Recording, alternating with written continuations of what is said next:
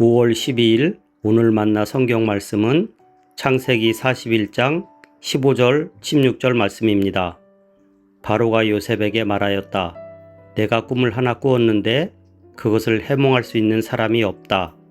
나는 네가 꿈 이야기를 들으면 잘 푼다고 들었다. 그래서 너를 불렀다. 요셉이 바로에게 대답하였다. 저에게는 그런 능력이 없습니다. 임금님께서 기뻐하실 대답은 하나님이 해주실 것입니다. 아멘. 오늘 만나로 만나주시는 하나님을 기대합니다. 지난밤 평안히 주무셨나요? 오늘 말씀에는 밤잠을 설친 한 인물이 등장합니다. 바로 이집트의 왕 바로입니다. 바로는 지난밤 그의 마음을 뒤흔드는 꿈을 꾸었습니다. 단순히 기분이 좋지 않은 꿈이 아니라 잠에서 깨어난 이후에도 마음이 쉬 가라앉지 않는 불안한 꿈이었습니다. 왕의 곁에는 언제나 꿈을 해석하는 전문가들이 있었습니다.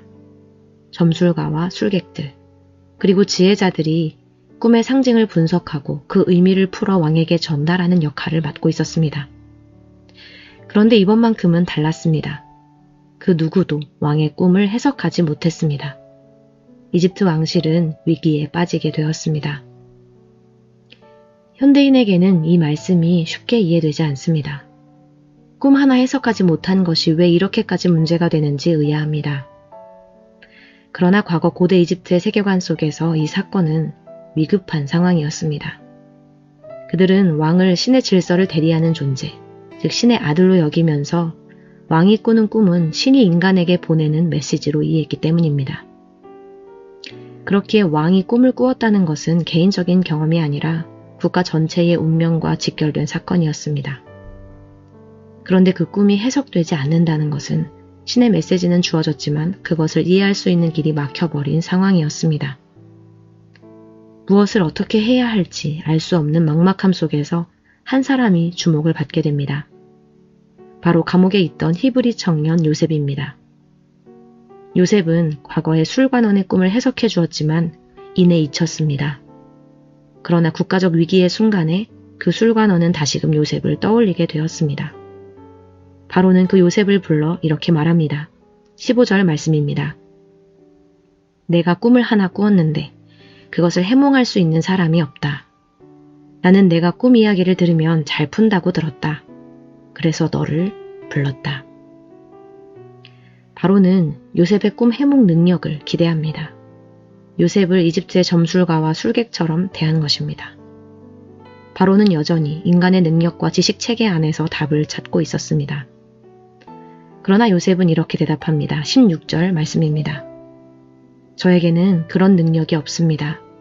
임금님께서 기뻐하실 대답은 하나님이 해주실 것입니다. 이 말은 겸손의 표현이 아닙니다.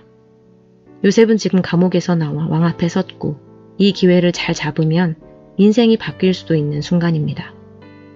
그러나 요셉은 바로에게 잘 보여서 살아남기 위해서가 아니라 역사의 주관자, 해석의 주관자가 하나님이심을 분명히 선포하고 있습니다.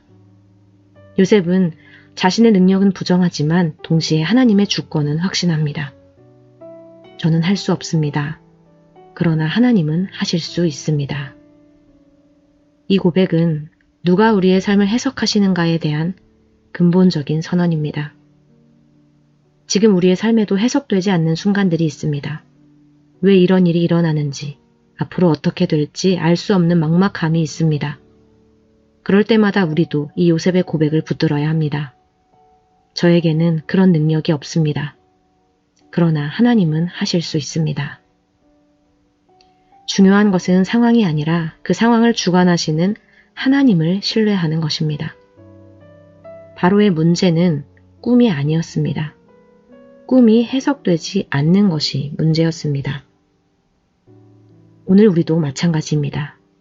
문제의 크기가 우리를 무너뜨리는 것이 아니라 하나님 없이 그 문제를 이해하려 할 때 우리는 흔들립니다.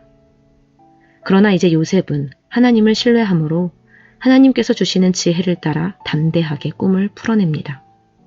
7년의 풍년과 7년의 흉년을 대비하라는 하나님의 계시를 읽어낼 뿐 아니라 앞으로의 길까지 제시합니다. 인간의 지혜로는 풀리지 않던 문제가 하나님의 계시 앞에서 비로소 해석되기 시작한 것입니다. 해석되지 않던 인생은 하나님을 신뢰할 때 비로소 길이 보입니다. 하나님과 함께 걸어갈 때 그 문제를 통과할 길이 열립니다. 날마다 하나님을 붙들기를 소망합니다. 그럴 때 하나님은 우리의 막막함 속에 길을 내시고 해석되지 않는 상황을 하나님의 이야기로 바꾸어 가실 것입니다. 그리고 그 이야기 속에서 우리의 삶은 우연이 아니라 하나님의 인도하심 가운데 놓인 여정이었음을 깨닫게 하실 것입니다. 기도하겠습니다.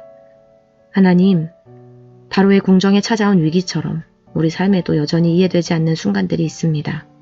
이것을 해야 할지 저렇게 해야 할지 쉽게 결정하기 어려운 순간들이 있습니다. 마음이 흔들리고 불안해질 때마다 오늘 말씀처럼 고백하게 하옵소서. 저에게는 그런 능력이 없습니다. 그러나 하나님은 하실 수 있습니다. 오늘도 여전히 일하고 계시는 하나님을 바라보며 하나님이 주시는 마음과 뜻과 지혜를 구하며 믿음으로 한 걸음씩 걸어가게 하옵소서. 예수님의 이름으로 기도합니다. 아멘. 이제 두 가지 기도 제목으로 함께 기도하겠습니다. 첫째로 오늘 말씀을 기억하며 기도하기 원합니다. 우리의 오늘이 하나님의 손안에 있음을 신뢰합니다. 하나님과 함께 걸어가며 길을 열어주시는 은혜를 경험하게 하옵소서. 둘째로 북한 선교를 위해 기도하기 원합니다. 분단된 한반도의 현실 앞에서 왜 이 땅이 나뉘어야 했는지, 언제 하나가 될 수 있을지 알 수 없어 막막함과 답답함 속에 있을 때가 많습니다. 하나님의 뜻과 때 안에서 회복과 통일을 이루어 주옵소서. 이렇게 기도하신 후에 개인 기도하시겠습니다.